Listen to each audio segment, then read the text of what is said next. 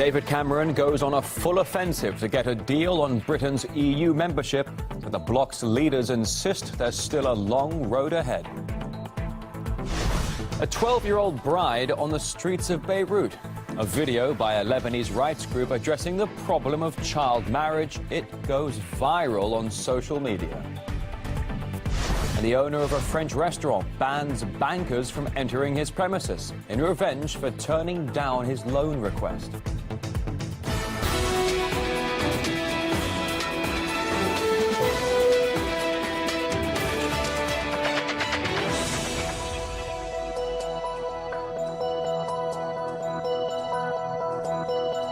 Just turning midday in Moscow here. It's RT International live from the Russian capital. Welcome to your Friday worldwide news headlines. The standoff between David Cameron and the rest of the 27 EU nations over the UK's membership of the bloc has spilt over into a second day. The British Prime Minister's on a rocky road in Brussels, testing his bargaining skills and what he is calling a battle for Britain.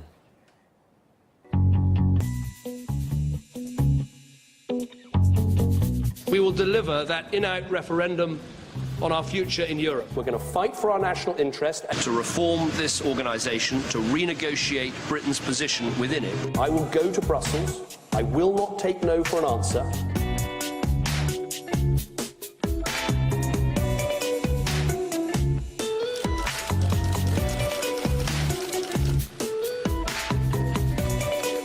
Are you hopeful of a deal, Prime Minister?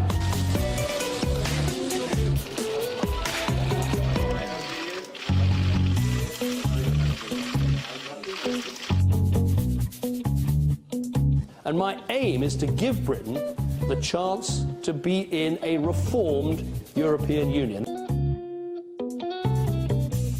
No government can go to a parliament and say, this is our proposal. Can you give a guarantee about the result? This is in democracy not possible. We don't have a plan B, we have a plan A. Britain will stay in the European Union. But it doesn't change the fact that some parts of the British proposal seem unacceptable. Day one of the summit ended with little enthusiasm. The Italian Prime Minister said he's now less optimistic on the UK's position than when he arrived in Brussels, while his Dutch counterpart believes it's possible the deal simply won't work. RT's Harry Fear now explaining exactly what David Cameron is battling for. This summit could be a milestone for Britain's relationship with the EU. Prime Minister Cameron always wanted the UK to remain a member of a reformed EU.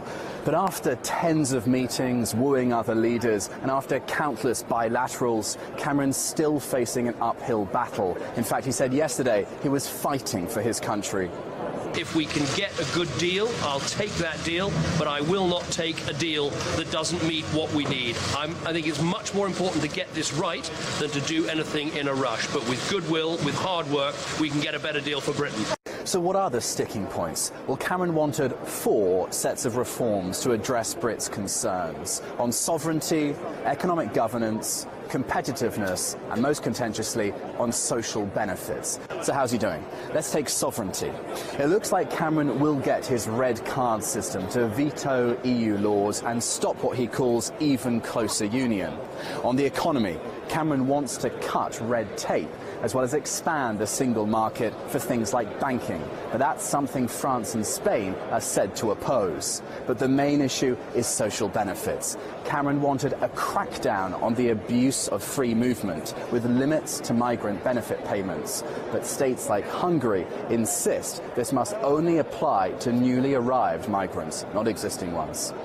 We'd like to make it clear that we're not migrants in the United Kingdom, but we are the citizens of a state which belongs to the European Union, who can take jobs anywhere freely within the European Union. We don't want to be parasites. So it's crunch time for Cameron. We'll shortly know if he gets a deal, and if he does, how much or little he's managed to squeeze out of the other 27 EU heads of state. For RT in Brussels, I'm Harry Fear. The British leader's efforts have been divisive at home as well.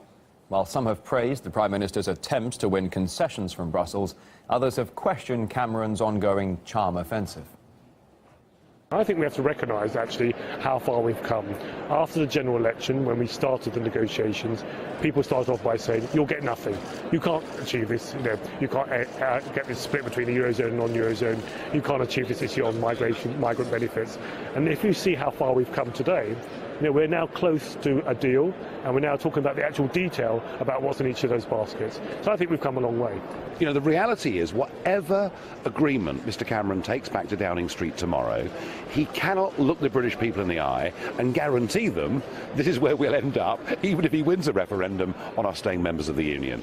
From what I've seen in the European Parliament, there's some pretty hawkish talk. What you've got today is a British Prime Minister, rather like the Charles Dickens figure of Oliver Twist, walking up and saying, please sir, can I have some more concessions? I find it pretty humbling and humiliating that a British Prime Minister has to do that. The owner of a restaurant in the western suburbs of Paris has put up a sign saying bankers are not welcome.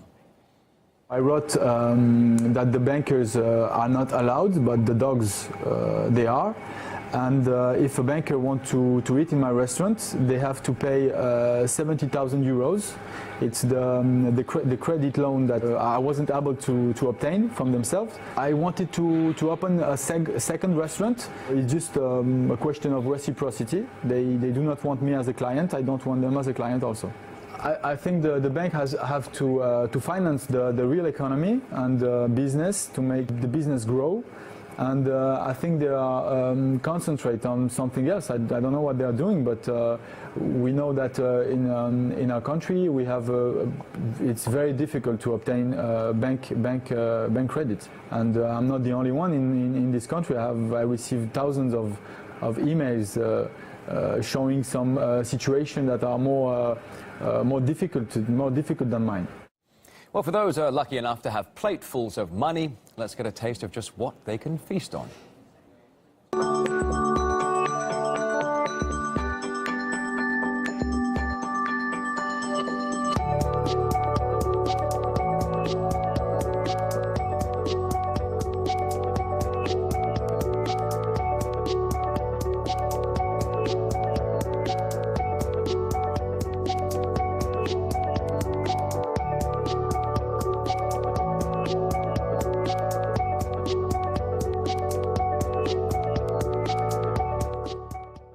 Bankers have never been less popular all over the world. This is in Europe and Latin America and the United States. It's also true.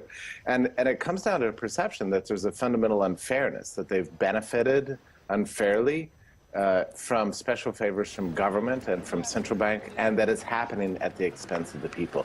And to this extent, this instinct is exactly correct, because that's what's going on all over the world.